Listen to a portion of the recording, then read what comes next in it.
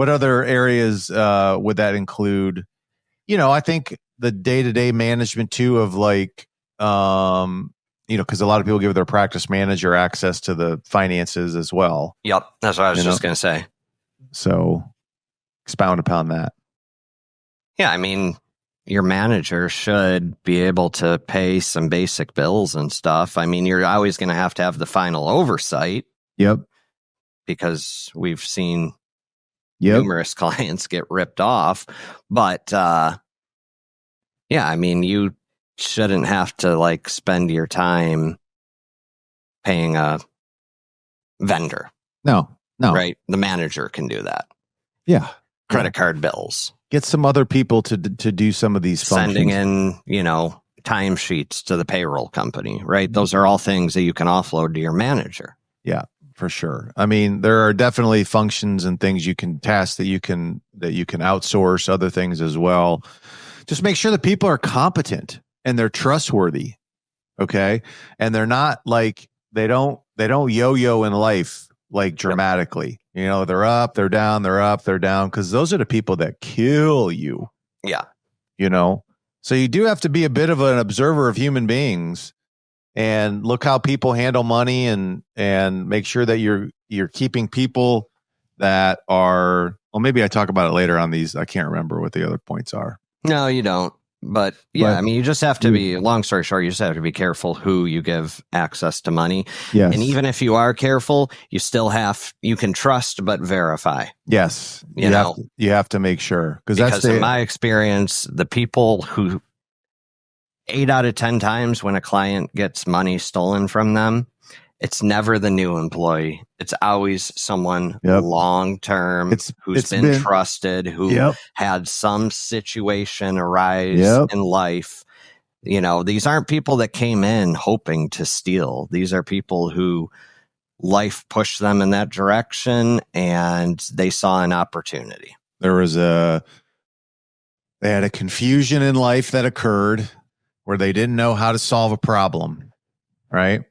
And it resulted in bad behavior, criminal activity, whatever it is.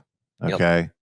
So you're right. It's usually the manager I've had for 30 years. Yeah. Or the blank person who just got into something, So make sure you're talking to your people. Just, interact with them.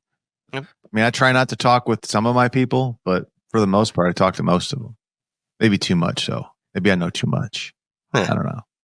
What's number 4? Knowing and understanding the difference between what is an expense and what is a investment. Okay. Why is that important? I don't know. Let's use marketing as an example, right? Yep. Marketing is an expense, costs money, but it's really an investment, right? Because you're spending, I don't know, say $1,000 with the hope that the end product is that you get 3,000 worth of new business. Yeah, for sure. Right. So it's a investment in a sense. And that's important because a lot of times when people are struggling financially in their practice or whatever, their first inclination is to start cutting. And, a lot of times they'll cut things that they shouldn't cut, the things that help them grow, their marketing, their consulting, anything that's there to grow your business shouldn't be cut when times are tough because you're just shooting yourself in the foot. Yeah, I think that goes back to you cannot economize your way into solvency. No, I always say that to every client when things are tough is you are never going to cut your way out of this problem. Nope. Little cuts here and there, sure. Can they help? Sure, I'm not going to say that you shouldn't. You should definitely analyze your expenses, see what you can reduce, be smart, 100%.